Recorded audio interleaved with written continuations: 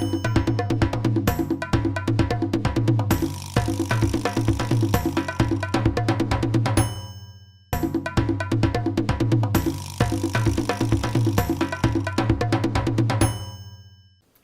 et bienvenue sur cette nouvelle émission Nature & Co, une émission présentée par l'association Renatura. Donc aujourd'hui nous avons le plaisir d'accueillir Jean-Gabriel Mavungu, surnommé Gabi. Donc Gabi, bonjour. Bonjour Paul.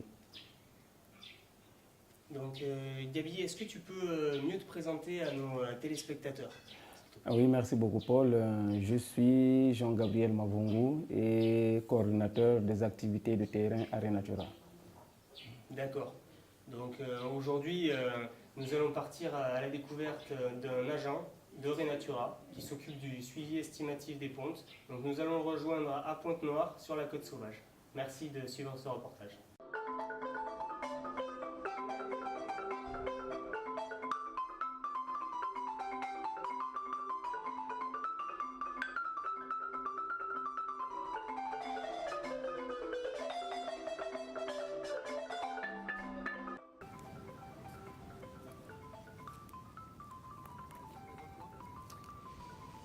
Bonjour pour cette nouvelle émission. Donc Paul, aujourd'hui nous sommes à Pointe-Noire sur la Côte Sauvage et nous allons avoir le plaisir d'accueillir Richel qui est un agent de Renatura.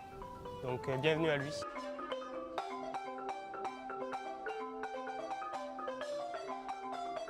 Bonjour Richel. Bonjour Paul. Bon, comment tu vas? Oh non, ça va, je vais bien. Tant mieux. Donc ici nous sommes sur la Côte Sauvage. Ah oui, à Pointe-Noire. Donc on aurait voulu savoir pour qui tu travailles exactement et qu'est-ce que tu fais dans ton travail. Goman Richel. Exactement, je travaille dans Renatura. D'accord. Nous sommes là pour le suivi des pontes de nuit. Donc on fait exactement la conservation des tortues marines au Congo.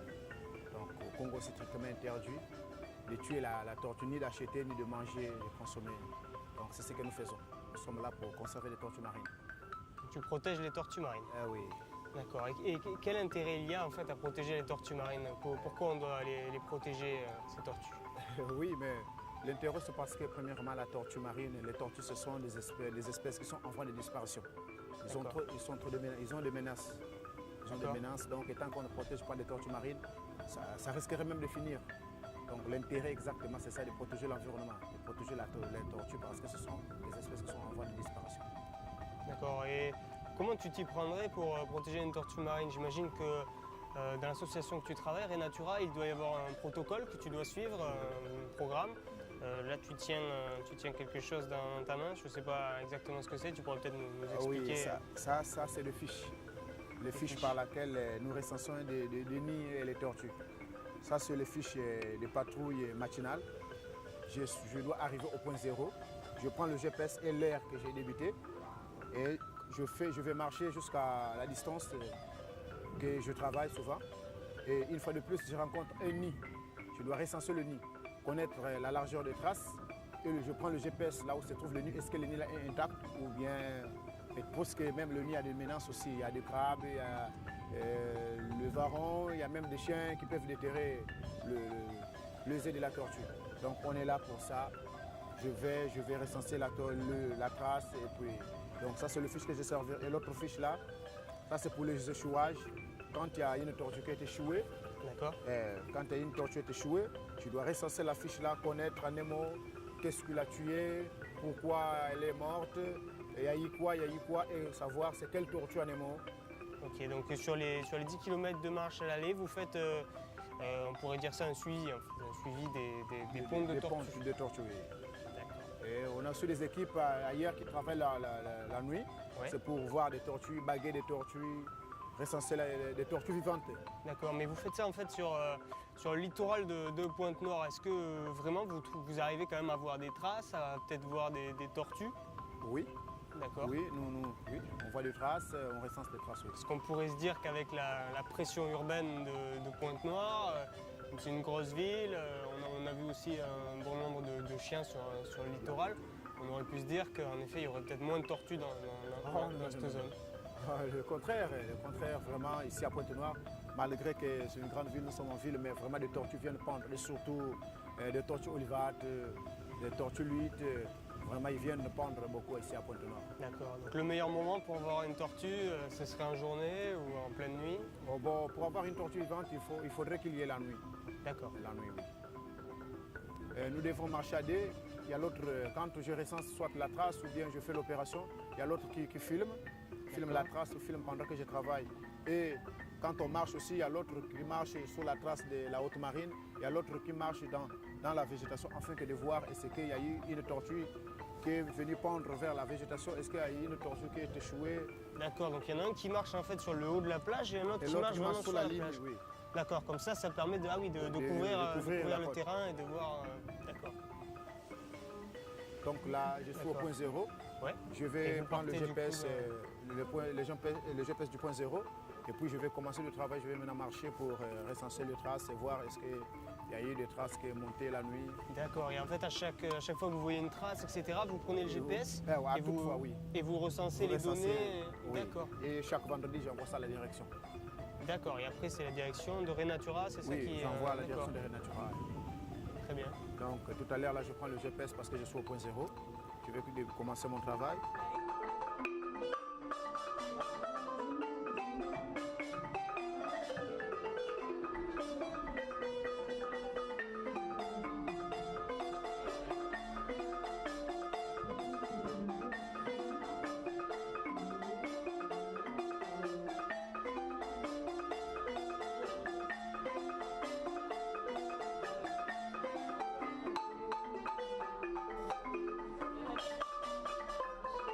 Michel, je me posais une question, tous ces déchets là qu'on voit sur le littoral de Pointe-Noire, est-ce que ça a un impact sur les tortues marines ou... Eh oui, celui-ci-là, apparemment, quand les tortues arrivent pour pondre, ce déchet-là pollue même la terre. Or, c'est pas bon parce que les tortues, quand ils viennent, ils doivent voir la terre, disons, la littorale doit être propre. Donc, ce déchet-là n'est pas trop bien pour nous. Ce déchet-là n'est pas trop bien. D'accord, mais ça gêne une tortue pour pondre ou... Oh, c'est- non, ou non, du- non, non, le déchet, d'accord. non, ça gêne pas, ça gêne pas. Ça gêne pas, oui. Parce D'accord, que la tortue, avant de pondre, elle-même fait le balayage de son terrain, donc ça gêne pas. d'accord. Et une tortue, tu penses qu'elle va plus pondre, créer son nid sur de la laisse de mer comme ça ou alors vraiment sur la plage, vraiment le sable? Oui, Qu'est-ce non. qu'elle préférerait? Nous avions plusieurs sortes de tortues. Et il y a des tortues qui préfèrent venir pondre vers la végétation. Et D'accord. il y a des tortues qui préfèrent pondre en bas du sable là-bas. Et sinon, souvent c'est des tortues vertes. C'est des tortues vertes qui viennent pondre à la végétation. Ouais. Et la meilleure période en fait pour que la tortue vienne pondre, ce serait novembre, j'imagine. Oui, c'est autour de novembre, octobre, novembre, décembre. C'est les Et- meilleures périodes que les tortues veulent pondre. Et c'est quel élément en fait qui fait que les tortues pondent à ces périodes-là? C'est que non, c'est parce que c'est le pluie. Ah, Les la pluie. tortues, quand il y a des tortues, quand il y a des pluies, c'est là où les tortues sortent beaucoup pour venir pondre. D'accord. Donc là, je vais travailler, je vais marcher maintenant pour travailler, voir est-ce qu'il y a des tortues échouées, il y a des nids, parfois la nuit, il y a eu des tortues qui sont venues pondre, et je dois recenser les traces. Donc là, je vais marcher pour Ok. le crabe de Varon, oui. Ça prouve que quand les tortues peuvent venir pondre, les crabes peuvent bouffer le nid, mais ils ne peuvent pas finir. Et quand il y a des juvéniles aussi, les enfants des tortues, quand ils sortent, les crabes aussi sont là pour menacer, parfois tuer, mais souvent des poids, mais ils ne peuvent pas finir. D'accord. D'ailleurs, en arrivant, on a vu une trace de tortue. Oui, la trace. Donc quand je vais retourner comme ça, je vais recenser la trace. Donc là, sûrement, il y a eu une tortue qui était venue la nuit pendre. Et puis, donc c'est des traces, je vais recenser ça. C'est ça. Mais du coup, une tortue, on voit une trace à l'aller. Et, est-ce qu'elle emprunte le même chemin au retour ou est-ce qu'on peut voir une deuxième trace? Ou si on voit deux traces, est-ce que c'est deux tortues? Comment ça se Non. passe, en fait? Sur place, la tortue, quand elle monte, elle finit de pondre, elle va retourner, mais elle ne peut pas suivre la même trace. Elle D'accord. doit faire une autre trace. D'accord. Ah oui. Donc c'est ça. Donc maintenant, nous allons partir voir concrètement le travail de Richel. Donc sur le terrain, voir ses outils de travail et comment il met en œuvre ça pour bien protéger les tortues. Oui.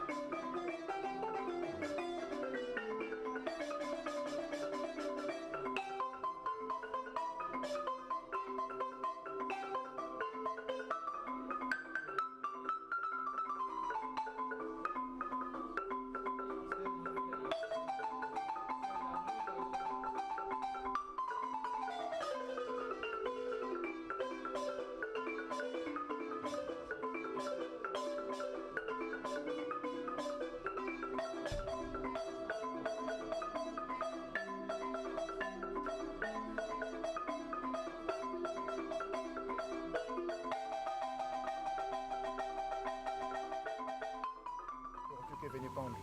Donc quand je vais noter comme ça, la direction le sait. Ah, ça, Richel n'a pas vu la tortue là.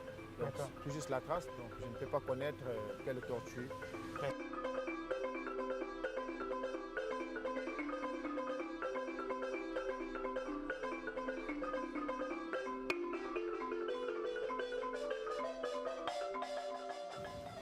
« 880 buts. Longitude, c'est le 011. 50 041. La trace, elle est fraîche de la nuit? Non. Ah oui, on est tous les jours de lundi à vendredi. Ah, de lundi à vendredi. Ouais. Donc pendant le week-end, en fait, il n'y a pas de, pas de marche. Il n'y a pas de marche. Donc il peut y avoir des traces datant de plusieurs jours. Et ces traces-là, je dois les recenser lundi. C'est que là, quand je vois la trace là, c'est pendant le week-end. Donc la trace n'est pas fraîche de la nuit, je dirais non. Parce que la trace n'est pas trop fraîche. Le nid est-il intact? Mais puisqu'il n'a pas pendu, Ouais. donc il n'y a pas de nid, donc je dirais non. Donc là, je finis de recenser et je continue le marche jusqu'à 10 km que je travaille. D'accord.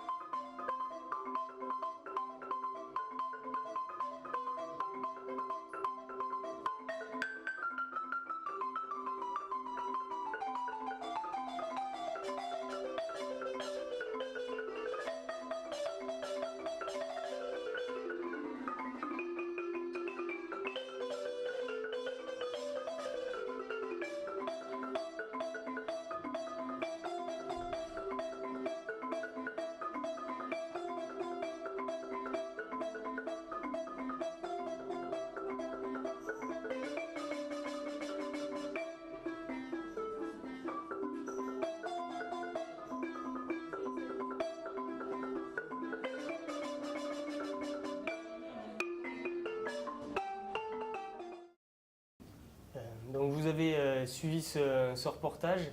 Nous allons donc continuer par un débat avec Gaby qui va nous expliquer plus concrètement son travail, en quoi il consiste et comment il arrive à protéger les tortues marines au Congo. Merci Paul. Comme je l'ai dit en amont, je suis coordinateur des activités de terrain Renatura.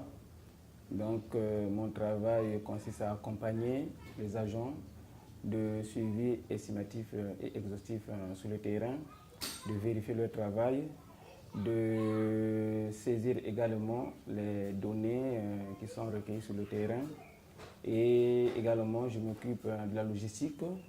Et ensuite aussi, je vérifie également la logistique est sur place.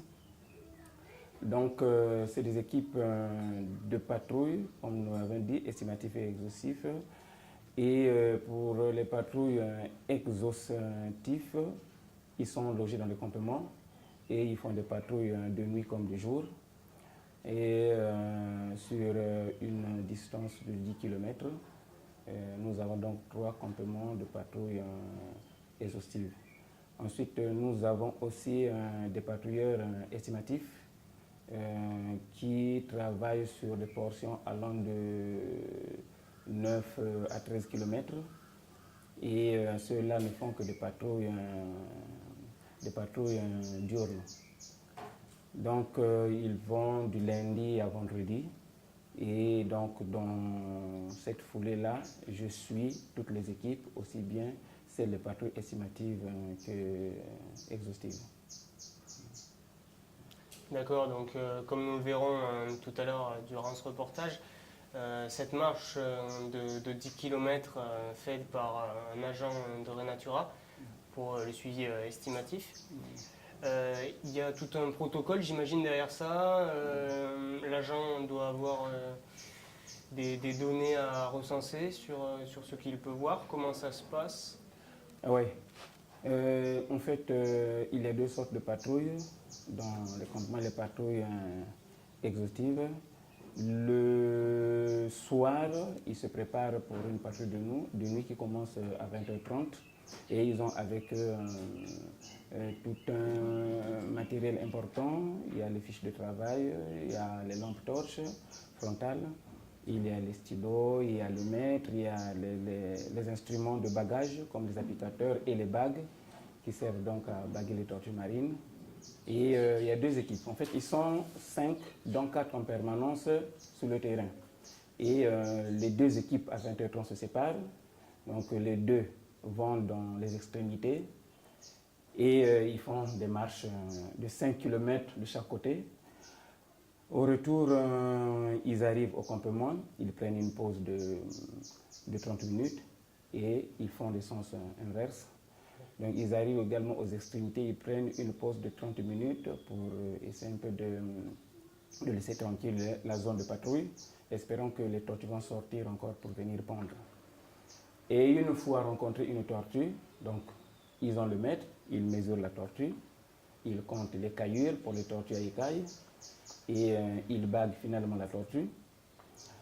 Et après avoir bagué la tortue, ils recensent également les nids des tortues qui sont pendues. Et après, les patrouilles ils rentrent chez eux autour de 2h, 3h du matin. Et par la suite, le matin à 6h30, ils se réveillent pour le comptage de traces. C'est-à-dire, ils vont recenser les traces des tortues ou les nids pondus après avoir fait la patrouille de nuit. Donc, ils vont comptabiliser ces nids-là, ils vont les recenser et également, il y a des fiches prévues à cet effet. Et là, c'est juste une patrouille de chaque. Ils reviennent après, ils ont fini le travail, ils se reposent dans la journée pour reprendre à 20h30. Et chaque année, est-ce que c'est les mêmes agents qui reviennent à Renatura? Comment ils sont formés et par qui? Oui, généralement, c'est les mêmes agents qui reviennent. Et bon, cette saison, nous avons eu 2 nouvelles personnes qui sont rentrées. Et donc, les anciennes ont une certaine expérience. Mais nous avons toujours pensé faire une formation au début de la saison qui permette donc aux agents de revoir les erreurs qu'ils ont pu commettre pendant la saison écoulée, de les corriger. Et s'il y a aussi de nouvelles choses hein, de nouvelles choses, de nouvelles informations qu'on peut leur donner. C'est en ce moment-là également que nous leur apportons. Donc c'est une formation qui est très importante parce que vous savez qu'en matière de suivi, il y a des nouvelles choses qui s'ajoutent et que chaque saison, il faut apporter du nouveau et il faut corriger également les erreurs commises précédemment par les agents. D'accord. Donc ces agents-là, ils sont formés pour une mission plus large, encore plus globale, je dirais, qui est de protéger les tortues marines. Est-ce que vous pouvez nous signifier l'importance que ça a de protéger les différentes espèces de tortues marines? Vous savez que cette espèce de tortue marine présente dans le monde sont classées comme menacées de disparition. Et tout au long de leur vie, les tortues marines sont confrontées à de nombreux dangers. En fait, à cela, il faut distinguer des menaces dites naturelles, qui sont très nombreuses, mais qui ne remettent pas en cause la survie de ces espèces. Et par la suite, il y a des menaces aussi liées à l'activité humaine et très destructrices, qui remettent en cause la survie de ces espèces. Alors donc, il est important pour nous, en tant qu'association, d'assurer la protection de ces espèces parce que c'est des espèces qui sont très fragiles, que n'importe qui peut tuer, elles ne courent pas, et quand elles sortent pour venir pondre, elles sont insensibles. Donc il faut les protéger. C'est pourquoi lors des patrouilles, nous avons toujours pensé être présents pour les protéger et pour dissuader également des éventuels braconniers qui ont toujours tendance à venir tuer les tortues, à prédater, collecter les nids. Et nos agents sont sur le terrain pour les recenser et dissuader donc, les braconniers qui sont là, parce que nos sites sont loin, nous ne sommes pas loin des villages côtiers, et la présence également de nos agents est très importante pour... D'accord, donc vos agents les dissuadent de quelle manière? Par la parole ou aussi avec des armes? Non, nous n'avons pas d'armes parce que nous n'avons pas mandat d'utiliser les armes. Ça, c'est le département de l'économie forestière qui peut, dans une certaine mesure, le faire. Mais nous sommes juste là pour apporter l'information, pour sensibiliser. Et notre présence également, une fois sensibilisée, notre présence constitue en quelque sorte un obstacle pour ces prétendants braconniers de ne pas commettre tellement de dégâts sur les tortues. Et donc c'est une initiative très importante que nous avons mise en place, surtout sur la sensibilisation, qui actuellement a quand même rapporté un peu de fruits sur notre activité de suivi et de protection des tortues marines. D'accord. Donc toute votre zone d'action se déroule sur quel territoire à peu près du sud du Congo jusqu'au parc national de Conquati, même au-delà, ou comment ça se passe? Oui, en fait Renatura a lancé ses activités sur une distance d'environ 80 km de plage. Et donc nous partons de la frontière du Cabinda jusqu'à Longobondi, qui est un village côtier et qui fait frontière avec le WSS qui gère le parc national de Conquati. Donc au-delà, c'est le WSS qui gère la plage, parce que également là-bas ils font le suivi et la protection de ces espèces. Et donc sur les 80 km de plage que nous avons, que Renatura a, nous avons 3 sites, comme je l'ai dit, de suivi exhaustif, et sur 10 km, donc ça fait déjà 30 km, bien sûr. Plus les portions de plage que nous utilisons pour le suivi estimatif. Et à cela, ça tend un peu sur à peu près 80 km. Ensuite, nous avons aussi une autre activité liée toujours à la protection de tortues marines, mais ça concerne plus les libérations de tortues prises accidentellement dans les filets de pêche, parce qu'eux également, ils gèrent certaines zones de libération. Donc cela, le tout permet donc d'avoir à peu près 80 km de plage qui sont gérés par Natura. D'accord. Et sur ces 80 km de plage, ces dernières années, est-ce que vous avez constaté une amélioration des effectifs de tortues marines? Vous qui êtes en charge des données, est-ce que vous avez vu un changement? Oui, le changement, il y en a. Parce que lorsque nous avons commencé en 2003, nous avons remarqué qu'il y avait une croissance sur le suivi que nous faisons, la présence de tortues marines. Et vers 2007-2008, il y a eu une certaine décroissance, 2009, 2010 apparemment. Et nous avons repris encore la décroissance autour de 2011 jusqu'à aujourd'hui.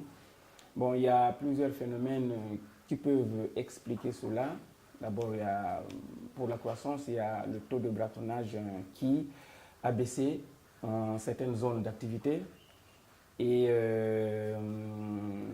pour la décroissance, il y a plusieurs phénomènes aussi qui rentrent en ligne de compte. On ne sait pas si la tortue va revenir pondre cette saison. Mais plus nous avons remarqué des échouages de tortues liés donc à l'activité de la pêche industrielle, souvent illégale, qui met aussi en danger le parcours et la survie de ces espèces que nous protégeons au Congo. D'accord, donc les menaces les plus importantes, on va dire, pour les tortues, ça a changé, c'est même plus les menaces naturelles, c'est devenu des menaces anthropiques. Donc l'homme fait partie clairement de ces menaces apportées aux tortues, mais avec votre soutien, justement, l'homme fait aussi un pas pour elles. Oui. Oui, en fait, comme je l'ai dit, on a deux types de menaces. Il y a des menaces dites naturelles, qui ne remettent pas en cause la survie de ces espèces, et des menaces liées à l'activité humaine. Et lorsque nous parlons de l'activité humaine, nous parlons de la pêche industrielle, souvent illégale, parce que quand on parle d'illégalité de cette pêche, bon, souvent ces bateaux pêchent dans une zone interdite à la pêche industrielle, sinon artisanale. Et c'est une zone où la période d'accouplement des tortues marines se fait régulièrement parce que c'est non loin des plages des sites de ponte. Et quand les bateaux viennent pêcher sur cette zone-là, ils entraînent avec eux les tortues qui sont en train de s'accoupler par noyade, tout ça. Bien sûr, donc on parle de pêche industrielle, mais on pourrait même aussi parler d'une pollution qui s'est généralisée quand même, qu'on retrouve sur tout le littoral congolais, sur une bonne partie du moins. Oui, la pollution aussi fait partie des menaces liées à l'activité humaine, tout comme le braconnage. Et le braconnage de tortues marines lié au commerce de ces espèces, parce que vous savez que lorsqu'on insère le commerce dans un genre d'activité, en fait, il y a le taux de croissance, le taux de mortalité augmente. Inévitablement, l'argent crée un engouement. Oui, l'argent crée un engouement, donc l'homme se jette pour avoir de l'argent et il y a une facilité donc de tuer les tortues. Donc ça fait partie des grandes menaces liées donc à la présence humaine. Et comme on a dit, il y a d'autres menaces qui arrivent, il y a le bétonnage des plages, il y a la lumière, il y a la lumière et, comme on a dit également, il y a aussi la pêche industrielle illégale. Industrielle et la pêche aussi artisanale. Ouais. Nous avons aussi des captures. C'est parce que c'est vrai que c'est moins intense que la pêche industrielle, mais il y a aussi des captures de tortues marines dans ces filets. Et nous recensons également pas mal de tortues mortes à cette époque. Et à cet effet de ces captures dans les filets, il y a un partenariat quelconque avec les pêcheurs ou quelque chose qui s'est créé, mis en place avec eux? Oui, il y a un partenariat avec les pêcheurs. Donc, nous avons mis en place un protocole. D'accord. Et sur ce protocole, nous avons pensé récompenser donc les pêcheurs qui capturent accidentellement les tortues dans leur filet de pêche. Donc nous donnons du matériel nécessaire à la réparation des filets de pêche, donc des dégâts causés par les tortues. Et cela presque sur toute la plage que nous le faisons. Mais nous ne payons que nous ne donnons du matériel que pour des tortues encore vivantes. D'accord. Libérées. Ouais, donc ça incite quand même le pêcheur à bien prendre soin de la tortue et à vous la ramener vivante pour que vous puissiez... Oui, ça incite le pêcheur à prendre soin de la tortue, à la libérer en présence de l'un de nos agents, parce qu'ils doivent toujours être présents. On ne peut pas se fier donc au dire des pêcheurs que nous avons libéré une tortue. Au fond, c'était pas ça. Il faut que notre agent soit présent, qu'il récolte toutes les informations possibles et constate les dégâts. Par la suite, il nous fait venir la fiche ici. Nous constatons les dégâts également. Nous remettons le matériel nécessaire qu'il va par la suite remettre aux pêcheurs concernés. Gabi, est-ce que tu pourrais nous définir quand est-ce que c'est la saison des pontes pour les tortues marines et quel est le pic de cette saison où on peut avoir le plus de chances d'en voir? Merci. En fait, la saison de ponte commence en octobre, mais nous avons une petite saison de 15 jours que nous lançons chaque mois de septembre. Ceci pour récolter toutes les informations possibles qu'il y a eu après la grande saison de ponte. Parce qu'après la grande saison de ponte, nous avons 6 mois d'attente. Et avant de mettre les gardes sur le terrain, nous avons toujours pensé mettre une petite saison de ponte pour avoir toutes les informations possibles qu'il y a eu pendant leur absence. Donc c'est autour du 15 septembre jusqu'à la fin du mois de septembre. Ça nous permet aussi de recenser les échouages de tortues qu'il y a eu pendant leur absence. Ensuite commence la grande saison de ponte. Et entre la grande saison de ponte, il y a la formation que nous faisons. Donc, en octobre, nous lançons la grande saison de ponte jusqu'au mois de la fin du mois de mars. Et cette saison prend 6 mois. Et la période de pic donc, part du mois de novembre jusqu'au mois de décembre. C'est en ce moment-là que les tortues viennent en grand nombre pondre sur nos plages. Et donc c'est en ce moment-là également qu'il y a plus du travail sur le terrain, que nos agents baguent le plus de tortues marines sur les plages. D'accord. Donc dans cette période de pic, donc comme tu le dis, il y a plus de bagages, mais est-ce qu'il y a aussi un tourisme qui se développe grâce à cette période de pic, de ponte? Oui, nous avons deux sortes de tourisme, d'écotourisme communautaire. Il y a le tourisme lié à l'activité de libération, parce que c'est une activité qui prend toute l'année. Et cette activité donc, se passe le plus souvent à la Pointe Indienne. Une tortue qui se fait capturer et quelqu'un veut aller voir, nos agents les accompagnent et ils vont donc voir la libération de ces espèces-là, de tortues. Ça, c'est toute l'année. Et nous avons donc aussi une partie du tourisme, et ça, c'est lié aux activités de ponte de tortues marines. Et nous avons 2 sites prévus à cet effet. Il y a le site d'Ingeno et le site de Belelo. Donc, que nous avons mis des conditions un peu particulières pour recevoir, accueillir les touristes. Et cela, les prix aussi, c'est pas le même tarif, parce qu'en Ingeno, pour quelqu'un qui va faire le tourisme, il fait un aller-retour la nuit et il rentre chez lui. Contrairement à Belelo où vous allez, vu d'avoir la distance, vous ne pouvez faire un aller-retour, vous arrivez sur place, vous êtes logé, et donc vous allez marcher avec les agents sur place pour éventuellement rencontrer les tortues marines. Donc c'est pourquoi les prix diffèrent un peu d'Ingeno à ceux de Belelo.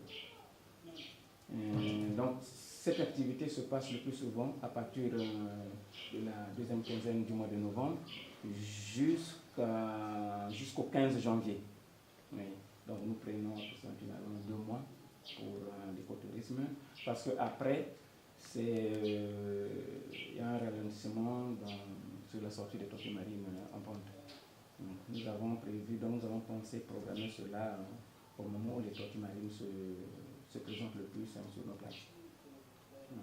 Voilà donc ce qui est de l'écotourisme. Mais nous avons mis en place une caisse communautaire où le montant déjà payé par le touriste est partagé entre le village et l'association régionale de là, plus le guide touristique. Donc il y a un pourcentage qui va dans la caisse communautaire et il y a un autre pourcentage qui revient à Renatura. Et il y a un côté qui est prévu pour les touristes qui accompagnent qui est prévu pour le guide qui accompagne les touristes sur la plage. Donc cette caisse communautaire permet à un certain moment de financer un peu certains projets à caractère communautaire dans différents villages retenus pour l'écotourisme. Ça valorise également le travail de tes agents qui, eux, justement, concrétisent leur activité avec des touristes qui, justement, sont curieux de voir comment ça se passe. Oui, ça valorise parce que, en fait, le touriste vient pour voir ce qui se passe sur le terrain, dans l'espoir de rencontrer des tortues, de voir tout le travail que nous faisons. Mais aussi en matière d'information, nos agents donnent des informations très touristes, une partie de sensibilisation. Et c'est pour nous avantageux parce que il arrive que nous puissions recenser, nous puissions recevoir des touristes qui sont venus parce que leurs collègues étaient là-bas, sont passés en premier et ils ont informé que nous étions là-bas et voilà, ça nous a intéressés donc pour aller. Et c'est un travail en plus pour nos gars qui sont sur le terrain. Et aussi, ils sont contents de voir la présence des gens qui les accompagnent dans ce travail-là. Souvent, ils passent des mois seuls, à deux, sur la plage, marcher, mais quand ils sont accompagnés également des touristes, c'est pour eux important. Donc merci à vous, chers téléspectateurs, d'avoir suivi ce débat avec Gaby. Donc surtout, vous l'avez bien compris, l'importance de protéger les tortues marines pour l'équilibre marin, donc qui touche pas forcément que le Congo, mais qui touche l'intérêt mondial. Donc si vous croisez quelqu'un qui, dans un marché, vend une tortue illégalement, etc., surtout n'hésitez pas à prévenir l'association Renatura, qui, comme Gaby, je l'espère, agit vraiment pour le maintien de ces espèces de tortues. En vous remerciant et je vous dis à la prochaine pour une nouvelle émission. Merci.